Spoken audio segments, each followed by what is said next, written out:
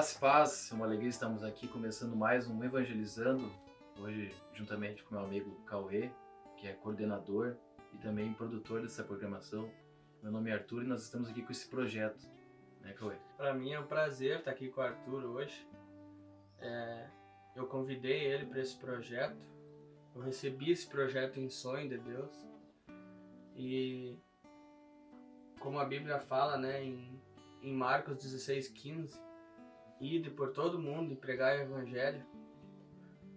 Eu convidei ele para entrar comigo nesse projeto e seja bem-vindo como nosso primeiro convidado. Obrigado. Tu faz parte desse projeto, tu é a pessoa que desde o dia que eu pensei nisso esteve comigo aqui. E para nós começar bem, queria que tu te apresentasse, que tu contasse um pouco do Arthur. Quem é o Arthur? Bom, é uma alegria, um prazer estar aqui com o Cauê. E como o Cauê disse, a gente já tinha esse projeto no nosso coração, né? Primeiramente, a gente está no nosso coração, já estava no coração de Deus. E nada melhor do que ter um projeto como esse para nós falar do modo mais descontraído da palavra, da nossa história, e através da nossa história, do nosso testemunho cristão. Hoje, meu nome é Arthur, eu sou policial, mas estou membro da Assembleia de Deus desde os 13 anos de idade. E desde esses 13 anos aí, tenho me dedicado, tenho pregado, pregação, ministrado em vários lugares. E me sinto alegre de estar aqui um pouquinho e falar da minha história, né, Cláudio? Que bom, Arthur. Queria que tu começasse pela tua caminhada. Como começou a tua caminhada? Como tu chegou aonde tu chegou hoje? Eu desde pequeno, eu me criei num lar cristão, né? Meu avô é pastor-presidente da nossa cidade, da Assembleia de Deus. E desde a infância eu ia na escolinha dominical, participava junto com a minha mãe. Só que eu nunca fui um membro ativo, nunca tive aquela participação convicta, concreta dentro da igreja. Eu apenas ia na igreja e, como qualquer criança, brincava, corria, fazia bagunça, né?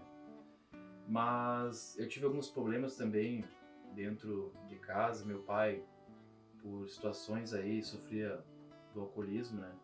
E era bastante guerras dentro de casa. E aí, com 12 anos, eu acabei me mudando para a cidade de Santa Maria. Meus pais acabaram se separando. E lá eu estava meio afastado, estava meio longe de Deus, já não estava perto da igreja, né? Mas com 13 anos eu decidi passar as férias aqui em Santiago com meu pai. E aí resolvi, estando aqui em Santiago, começar a frequentar a igreja, né? E eu lembro que eu tinha muito medo do arrebatamento da igreja. Eu vi os irmãos falarem muito de arrebatamento, porque Jesus vai voltar, e se tu não se converter, se não ser batizado, tu vai acabar não subindo. E eu ainda criança, jovem ainda, né, na adolescência, aliás, eu ficava aqui na minha cabeça, mas como assim, arrebatamento? E eu acabei sonhando, Cauê. Eu lembro que eu tive um sonho com o arrebatamento da igreja. E eu lembro que naquele sonho tinha um grupo de irmãos, eram poucos assim, e eles estavam reunidos na igreja. E eu ali no meio observando eles, e aí veio uma voz do céu e disse, Jesus está voltando. E naquele momento no sonho eu fiquei bem atônito, né, apavorado, agora. E aí veio na minha mente na hora, né, aquela ideia. E aquela mensagem que sempre os irmãos falavam, se tu não se batizar, tu não vai ser salvo. E eu ficava com aquele medo, sabe? E eu acabei tendo outro sonho do arrebatamento, e aí eu cheguei pra uma irmã que cuidava dos nomes, a secretária, né? E disse, coloca meu nome aí, que eu quero batizar no próximo batismo.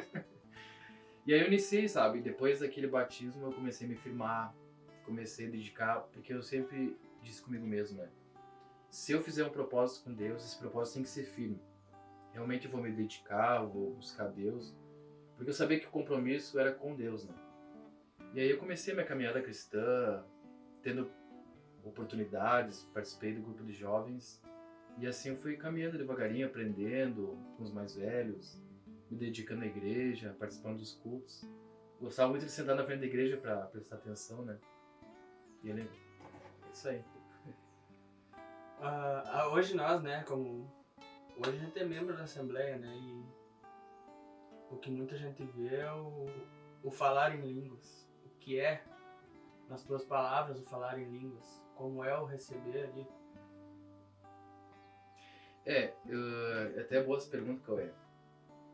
Sempre quando, na minha época, quando eu me converti, os jovens andavam para a igreja, se batizavam, e muitos até, antes do batismo nas águas, que é a submersão, né? Eles se preocupavam muito em se batizar com o Espírito Santo. O que é o batismo com o Espírito Santo nada mais é do que a gente buscar uma virtude, um poder que é prometido dentro da Bíblia e que muitos conhecem por falar em línguas estranhas, línguas que a gente não conhece, né? A Bíblia fala sobre o dom de línguas, ou seja, as pessoas confundem em ter o Espírito Santo dentro da sua vida e ter esse dom de línguas, né? Mas eu sempre, quando eu me converti, eu comecei a buscava incessantemente esse batismo com o Espírito Santo que os irmãos falavam, ou seja, esse dom de línguas, né? E eu fiquei mais ou menos uns 7 meses, buscava, orava, às vezes ficava decepcionado, sabe? Será que Deus não está comigo? Será que o Espírito Santo está dentro de mim? Por que eu não recebo essas novas línguas, né? E hoje eu entendo que muitas vezes a gente tenta discriminar as pessoas que não falam em línguas, que não têm esse dom, né? Mas na verdade a gente tem que entender que o Espírito Santo, a partir do momento que a gente se converte, a partir do momento que a gente aceita Jesus, o Espírito Santo ele passa a habitar dentro de nós. Então a gente tem que entender que ele está junto conosco. Se a gente não fala em línguas, a gente não recebeu esse dom, não tem problema. A gente tem que continuar buscando, tentar angariando não somente o dom de línguas. A Bíblia fala sobre 9 dons espirituais, né? A gente tem que buscar. E eu lembro que 7 meses eu fiquei buscando. Ia nos montes orar, na igreja, todo culto ia até a frente. Os irmãos faziam o convite, eu ia lá, buscava. Quero ser batizado com o Espírito Santo. E eu lembro que num desses congressos eu estava participando e de repente eu senti um calor tão grande, sabe? Parece um curto-circuito. E aí quando eu vi a minha língua enrolou e comecei a falar essas línguas estranhas e o poder de Deus tomou conta de mim, né? Que maravilhoso é, né? O Arthur, a gente tá sempre junto, né, Arthur? Então, muitas das coisas que tu me ensina da palavra, né? Uma delas foi com que eu me dedicasse a me soltar, né? Porque a gente precisa dar liberdade para o Espírito Santo agir, né? E Arthur, tu disse que é policial, né?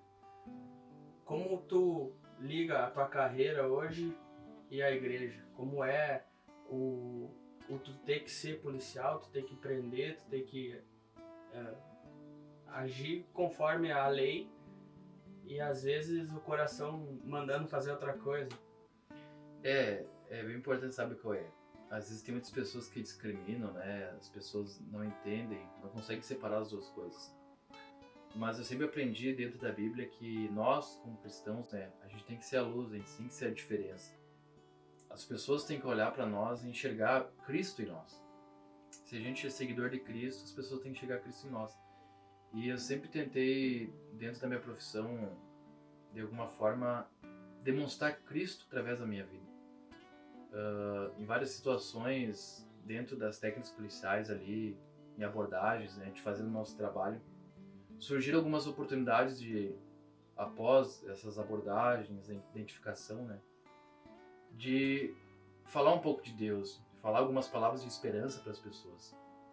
E eu lembro que dentro dessa situação, teve um jovem que, durante uma abordagem minha, após identificar ele, eu fui conversando com ele e ele disse que conhecia Deus, que ele fazia parte de uma igreja cristã. E eu comecei a conversar com ele, comecei a falar algumas coisas de Deus para ele. Deus começou a me inspirar, sabe, Cauê? E eu comecei a conversar, aconselhar ele, Deus me inspirando, falando palavra positiva para ele, palavra de Deus. E passou o tempo. E eu lembro que na rodoviária, perto de onde eu trabalho, tinha um motorista cristão também. O Everson, ele é motorista aplicativo. E a gente mantinha contato, conversava. E esse jovem que eu havia evangelizado, falado de Deus para ele, conhecia o Everson. E ele falou pro Everson, olha, eu tive uma situação que eu jamais imaginaria. Um policial, após uma abordagem, eu esperava sempre o pior dele. Sempre o pior da polícia e simplesmente ele, depois de uma abordagem, ele começou a falar a palavra de Deus pra minha vida. E aquilo encheu meu coração, sabe? E ele disse, eu quero voltar para casa. Eu quero largar dessa vida. Deus usou um policial para falar comigo hoje. E aí ele passou o tempo e esse motorista de Uber, esse irmão da igreja, o Everson, ele me procurou e acabou passando meu contato para a família desse jovem, né? E a família dele me agradeceu pelo que eu tinha feito. E hoje, graças a Deus, ele casou, tem a sua esposa, tem essa filhinha. E eu fico alegre, sabe? Porque dentro, às vezes, a nossa profissão pode ser mais perigosa, pode ser um caminho mais difícil. Você pode pensar, mas será que o cristão pode sobreviver em uma atividade como essa, principalmente de segurança pública, né?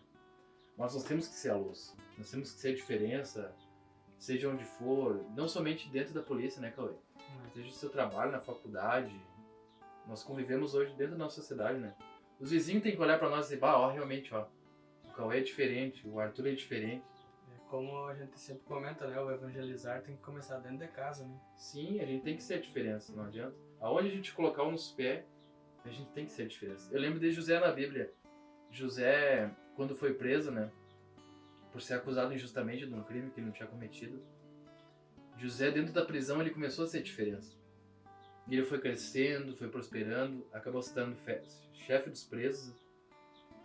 Ou seja, aonde o cristão está, ele acaba sendo luz. Ele acaba sendo diferença porque Cristo está nele. Que top, né? Hoje estamos me casado, né, Arthur? Então... Graças a Deus, né? me fala um pouco do teu relacionamento, como foi teu namoro sendo cristão. É muito importante falar isso, Cauê, que a gente que é cristão, principalmente jovens cristãos, né? A gente tem essa ideia que nós temos que sempre buscar uma direção de Deus. Desde que a gente entra na igreja, a gente ora por várias coisas, né? A gente ora a Deus por um trabalho bom, por passar no concurso, numa faculdade. Mas principalmente a gente ora para Deus colocar uma pessoa certa na nossa vida, né? E Deus, ele não interfere nas nossas escolhas, mas Deus sempre nos direciona a fazer uma escolha certa. Por isso que é sempre importante a gente orar antes de um relacionamento, né? Porque às vezes a gente age muito pela nossa emoção, mas é bom buscar a direção de Deus. E a Maísa eu conheço há mais de 12 anos atrás, né? A gente era amigo e através desse vínculo de amizade, a gente sempre foi muito amigo, posso considerar melhores amigos, né? E a gente sempre cantava, saía junto, evangelizava em congressos.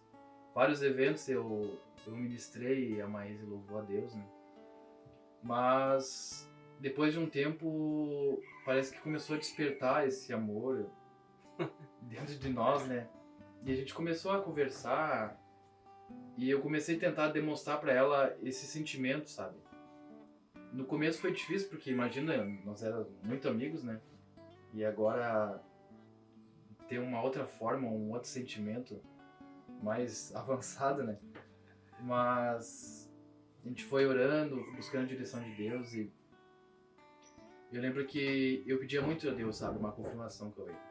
E certa vez eu cheguei pra Maísa e disse, olha, nós temos que buscar uma convicção, né? Se realmente é de Deus, a gente tá junto, esse nosso relacionamento. E eu falei pra ela bem assim, ó, olha, a gente vai ficar sem você falar, sem você trocar mensagem, telefonema, nada, mas a hora que Deus falar contigo, tu me procura. E eu lembro que passou 3 dias e a Maísa teve um sonho. E ela sonhou que a gente estava num carro, a gente estava numa estrada e quando ela olha para o céu, no sonho ela enxerga um anjo que cobria o céu e as asas dele faziam uma direção, um sinal, né, para nós prosseguir. E ela acordou chorando daquele sonho. Aí ela entendeu que realmente aquele sonho estava demonstrando a convicção de que realmente Deus havia projetado algo para nós. E eu sempre digo que Deus, ele não une só pessoas, mas ele une também propósitos. Ou seja, a gente quando entra num relacionamento cristão, a gente tem que entender que não são apenas duas pessoas que estão se reunindo, mas são dois propósitos, duas vidas que vão trabalhar juntas pelo reino de Deus, né? E assim, graças a Deus, eu e a Maís hoje, juntos, nosso casamento, um casamento abençoado, a gente sempre tenta juntos, de alguma forma, fazer algo para Deus, né? Seja coisas mínimas, tudo no reino de Deus é válido. Desde o trabalho mais pequeno ao maior trabalho. Tudo é válido pro reino de Deus, né? Até agora tu falou essa frase, né? E eu lembrei que eu coloquei ela no nosso folder da primeira página. Que Deus não une pessoas, Deus une propósitos. E, inclusive, eu costumo contar quando alguém me pergunta sobre o meu batismo, eu lembro que sei lá, por ciúme ou qualquer outra coisa, eu e tu não conversava. E um dia que eu resolvi me batizar, eu te chamei, né? Eu te disse assim, Arthur, eu quero me batizar e sei lá por que o motivo, eu não gostava de ti. Só que eu não posso me batizar, não faz sentido eu me batizar de mal com alguém, muito menos sem motivo.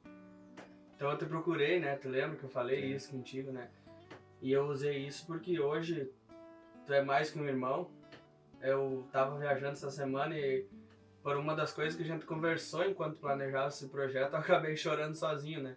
A gente falou tanto desse projeto, conversou tanto e sei lá, porque nós dois se olhamos e falamos, né? Tu sabe que eu dou a vida por ti, né? Pra te ver que Deus não une pessoas, une propósitos, né? O trabalhar para Deus, o servir a Deus, o evangelizando hoje, né? Que é um projeto que a gente tá seguindo agora, junto, né? E às vezes a gente acha que eu tô fazendo tão pouco para Deus, isso parece tão pequeno, isso parece tão irrelevante, né? Mas às vezes as pequenas coisas, às vezes ao nosso olhar, a nossa ótica humana, parece pequeno, mas para Deus é grande, né? E dentro da Bíblia tu vai ver, né, Cauê, Deus sempre demonstrando que às vezes Deus pegava as coisas mínimas, as coisas desprezadas, as coisas pequenas e fazia grande, né? E às vezes na nossa, a gente para, às vezes desanima, mas isso não é nada, é só um folheto que eu estou entregando, eu tô orando pela madrugada e ninguém me enxerga, é um trabalho mínimo, desde uma cadeira que você carrega dentro da igreja, desde um folheto, desde um arroz, uma cesta básica, que às vezes parece irrelevante pelo olhar humano, mas para Deus é muito relevante. Aos olhos de Deus não existe trabalho pequeno. Deus, ele ama tudo, ele ama todos, desde o mais pequeno ao mais grande, desde a criança até o mais idoso, né? E desde o menor trabalho, o começar o trabalho, conta pra nós como é que foi tua primeira pregação. Não foi fácil, né? Eu lembro que eu tinha 14 anos de idade, né? E eu tava num culto, numa congregação aqui da cidade de Santiago. E eu tava sentado no primeiro banco e era um culto de jovens, né? E aí o dirigente chegou pra mim, me chamou no púlpito, ali na plataforma, e disse assim: Arthur, hoje tu vai trazer uma palavra. Eu disse: meu Deus. Mas tinha que falado alguma coisa antes ou até então tu nem sabia? Foi na hora ali, né? E eu falei: meu Deus, e agora? O que eu vou falar? E naquela época, recém tinha me convertido, né? Não tinha conhecimento nada da Bíblia. E eu falei: Jesus, e agora? O único texto que me veio na memória que eu conhecia, né, era Tiago 4:4. Olha só o texto: adúlteros e adúlteras.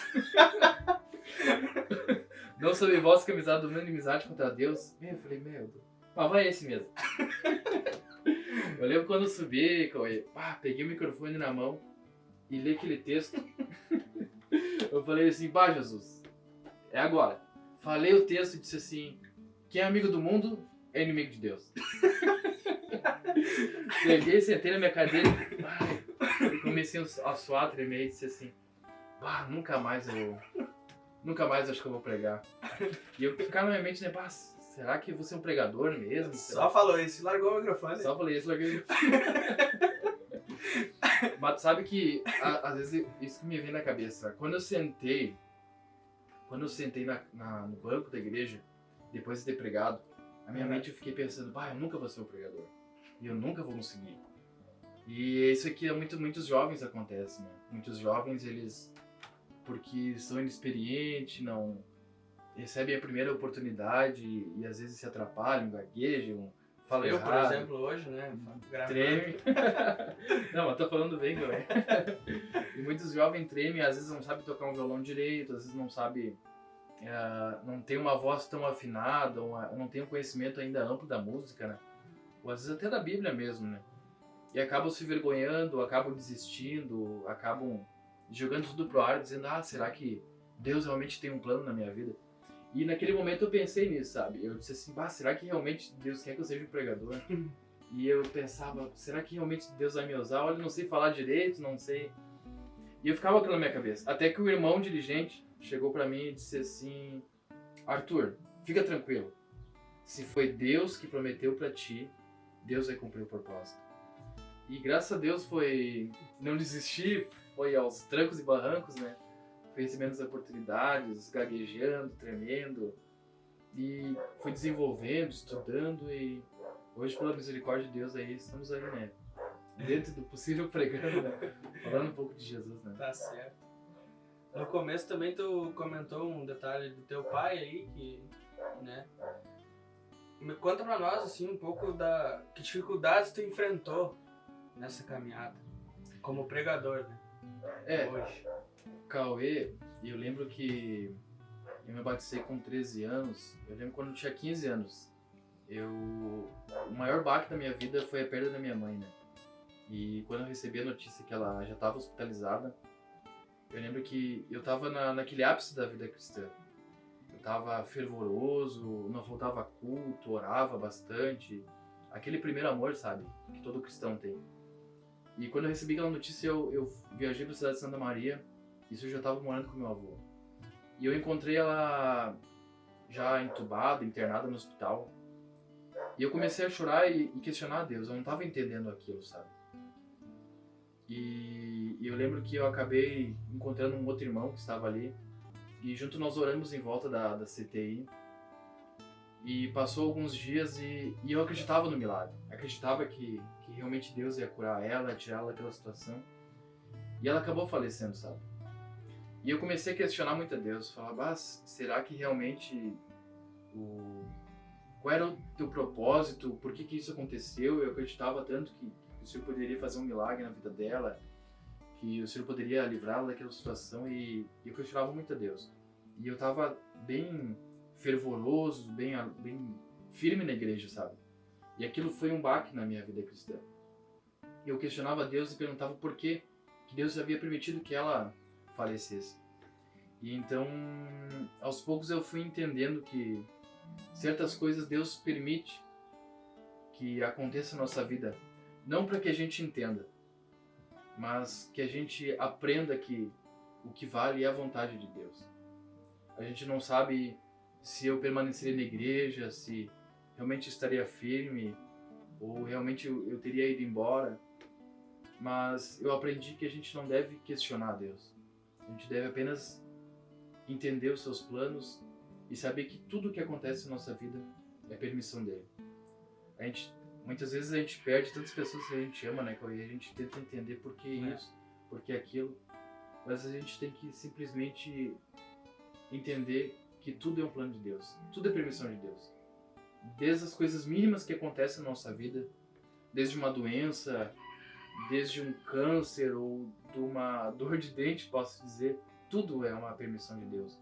Desde uma porta fechada que hoje você questiona, por que eu estou sem trabalho, por que Deus fechou essa porta? Mas tudo há uma permissão de Deus. A Bíblia fala que tudo há um propósito. E é um propósito debaixo do céu. Tudo há um propósito debaixo do céu. E tudo há um tempo determinado para todas as coisas. Ou seja, então a gente tem que entender que tudo tem uma permissão de Deus, tudo tem um propósito, tudo tem o seu tempo certo para todas as coisas. Né? Mas, além disso também, eu lembro que foi dificultoso essas dificuldades, essas adversidades que eu enfrentei, desde na igreja também, como eu me converti desde cedo, né, Cauê? E eu acabei sendo consagrado diácono com 15 anos. E alguns questionavam, me olhavam torto, o que esse guri aí que é seu obreiro, que tá pregando, né? E às vezes eu ficava pensando... 15 anos. Com 15 anos e eu comecei a pregar... Fazia um ano da tua pregação. Um ano da pregação e eu falei, Jesus... E eles questionavam, não sei o que tu é muito novo pra estar pregando. E sempre vai ter aqueles dentro da igreja, sabe? Aqueles que são mais velhos, aqueles que muitas vezes não gostam que vejam os outros crescendo, né? Que tem muitos dentro da igreja que tem ciúme, inveja e olhos... por que ele tá crescendo? Por que ele é assim? Mas a gente tem que entender que a gente não pode nos dar atenção para esse tipo de pessoas. Sempre vai haver em qualquer ambiente aqueles que vão ter inveja, aqueles que vão ter ciúme. Mas a gente sempre tem que estar firme, sabe? Não olhar para a esquerda nem para a direita. Olhar somente para Jesus. Pode nos desprezar, pode nos invejar, pode falar mal de nós, nos atirar pedra. Mas o importante é que nós estamos com Cristo na nossa vida. E olhar sempre para Ele. Ele é o nosso alvo. A Bíblia diz que Jesus Cristo é o nosso alvo. Então a gente tem que olhar em direção sempre a Ele. Os concorrentes, aqueles que vão querer apontar o dedo para você, vão invejar, querer te derrubar, sempre vão ter. Mas é importante estar conectado no alvo. Seguir em direção ao alvo, né? Como é ser um jovem hoje, cristão, e também influenciar os demais nos dias de hoje?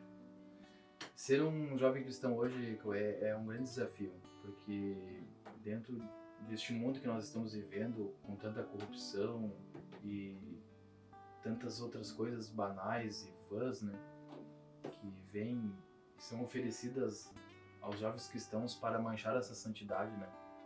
É um grande desafio se manter em pé, se manter limpo, se manter santo, né? A gente olha tantos jovens na Bíblia que viveram numa geração e não se contaminaram com ela. E os jovens atuais da mesma forma. Desde o nosso trabalho, desde do colégio, da faculdade, onde a gente tem que se manter ilibado, vem sempre os convites, vamos sair, vamos fazer isso, vamos usar uma droga, vamos aproveitar, vamos se deleitar na bebida, em vícios e tantas outras coisas, né? As más companhias. As más companhias, e o jovem sempre tem que se manter de pé. Porque como a gente está o jovem, principalmente, ele vive numa explosão de sentimentos, né? Mas ele sempre tem que tentar se manter de pé, se manter firme e saber que o maior alvo que ele está correndo é Cristo. Ele abraçou o compromisso com Cristo e ele deve se manter firme. Porque nada deste mundo, os prazeres deste mundo, as coisas que existem aqui na Terra, se compara ao propósito, o amor de Deus, a salvação e aquilo que nos espera nos céus. Por isso que nada aqui na Terra se compara ao que Deus tem preparado para nós. Às vezes a gente olha pela nossa ótica humana as coisas que estão agora na nossa frente. Mas a gente tem que entender que esses prazeres e essas coisas que o mundo oferece não se comparam ao que Deus tem preparado para nós. Às vezes um simples caso, uma simples ficada, não se equipara a um casamento abençoado por Deus. Por isso que o jovem cristão ele tem que se guardar, ele tem que se manter limpo, se manter puro, para entender os projetos que Deus tem para ele. Ele deve seguir uma direção, como eu disse, não olhar para a esquerda nem para a direita, olhar sempre para Cristo. Se nós abraçarmos o compromisso com Cristo e tentarmos se manter firmes e com esse propósito que Deus tem conosco, Deus sempre tem o melhor para nós. Deus tem preparado o melhor. Deus tem sonhos, projetos na nossa vida. Por isso eu digo para os jovens de hoje, se mantenham firmes, não se corrompam, não percam o seu tempo ou troque aquilo que Deus tem preparado para ti, os projetos que Deus tem para sua vida, por coisas banais, por coisas passageiras, né? Coisas que vão vir e vão passar. Mas o propósito de Deus, ele é firme, ele permanece, ele é sólido. E o que eu ia te dizer, Cauê, por isso que a gente tem que se manter firme. E a grande dificuldade hoje é isso, se manter firme, se manter puro, não se contaminar. E como tu disseste essa pergunta, como ser influenciar outros jovens? A gente tem que se manter sempre 100% o exemplo. A gente jamais vai ser 100% correto. A gente, de alguma maneira ou de alguma forma, a gente vai acabar errando, a gente vai acabar tropeçando, falando alguma coisa que a gente não pensou, ou o que a gente não esperava, porque nós somos falhos, nós somos errôneos, né? Mas o importante é que nós temos que sempre aprender com os nossos erros. Se eu errei hoje, eu tenho que aprender com esse erro. Se eu acabei tropeçando, eu vou ver onde eu tropecei e vou tentar, depois, se eu passar por aquele caminho novamente, não errar. Os nossos erros, as nossas dificuldades não são simplesmente para nos derrubar, mas são para nós criar experiência, para nós não aprender a cair de novo. Ou seja, eu falo para alguém, quem sabe, pode se perguntar, mas eu errei, mas eu tropecei, mas eu pequei. Não se preocupa com isso. Se tu errou, se tu pecou, não tem problema. Corrija esse erro e tente não fazer novamente. Porque a palavra de Deus diz, negue a si mesmo, tome a sua cruz e ande. Ou seja, nós temos que muitas vezes negar a nós mesmos, nossos prazeres, nossas vontades, por um propósito maior, que é Cristo, né? E por isso eu digo, eu tento o máximo possível me manter firme, tentar direcionar, tentar projetar, tentar dar esperança para tantos outros jovens aí. Aí eu sempre penso assim, às vezes parece que a gente faz as coisas e parece que as pessoas não estão nos observando, mas é a gente que a gente pensa errado. Muitas vezes você faz algo para Deus, e para você pode parecer mínimo, mas para outras pessoas tu tá inspirando elas, né? Ah, mas uma oportunidade eu cantei na igreja e parece que eu cantei mal, ou eu cantei desafinado, mas para outra pessoa que recém está começando na fé, você já é uma inspiração. Ah, mas eu estou fazendo um podcast que nós estamos fazendo, eu estou trazendo uma saudação na igreja, ou eu estou evangelizando na rua, ou simplesmente eu estou me abdicando de alguns prazeres para fazer a obra de Deus. Para você pode parecer, é pequeno, é irreverente, aliás, é irrelevante isso, mas você está inspirando outros jovens. As suas pequenas atitudes são de grande inspiração para aqueles que estão começando. Então nunca pare de fazer. Seja o que for, para o reino de Deus, faça. Porque sempre vai ter alguém que vai estar se inspirando, que vai estar se espelhando em ti. É muito top, é muito top isso. Ouvir isso de ti, né? Um jovem, hoje casado, e que eu faço questão de onde posso ir, sei que é tu que vai pregar, né? Eu vou assistir. Me sinto honrado, né, Cauê? Queria deixar, Arthur, um tempo pra ti, para que tu conte algum testemunho, alguma coisa que mais te marcou assim na tua caminhada, e deixa uma saudação final para o pessoal, uma mensagem. Bom, eu quero primeiramente agradecer, né, Cauê, por essa oportunidade aí de estar junto contigo nesse primeiro podcast, mas eu creio que vai ser o primeiro de muitos, né? E se Deus quiser, esse início, às vezes para nós pode parecer pequeno, mas para muitos que estão ouvindo, que vão estar assistindo este vídeo, né, vai ser de grande inspiração, né? E edificação também para muitos. Eu fico alegre e te agradeço aí de estar juntamente contigo aí, por estar contando um pouco da minha história, né? É grande, mas às vezes o tempo é curto, né? Mas fico feliz, obrigado mesmo, Cauê. E eu quero aproveitar e dizer para os jovens, né? Para se manter firme no seu propósito, no seu sonho, seguir em frente e não olhar para as dificuldades, para as adversidades, ou simplesmente olhar para a sua pequenez, mas olhar para Cristo, porque Ele é o nosso alvo. E se nós estamos olhando para Ele, se nós estamos com a direção certa, seguindo com Cristo, Ele vai estar junto conosco. Ele se responsabiliza de nos abençoar, de estar junto conosco. Se nós errar, se nós pecar, ou de alguma maneira nós tropeçar, nós temos que levantar a nossa cabeça, curar os nossos ferimentos e seguir em frente.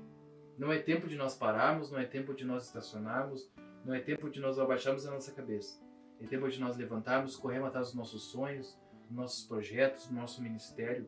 Se seu sonho for ministerial, corra atrás dele, se dedique, ore, leia a Bíblia, busque a Deus, que no tempo certo Deus vai te levantar, Deus vai te abençoar. Se teu sonho for passar no concurso público, numa faculdade, qual for o âmbito da sua vida ou o sonho que você tenha, permaneça firme, lute, se abrace, ore, busque, que Deus vai te abençoar, Deus vai estar junto contigo. E se Deus quiser, você vai ser bem sucedido, abençoado.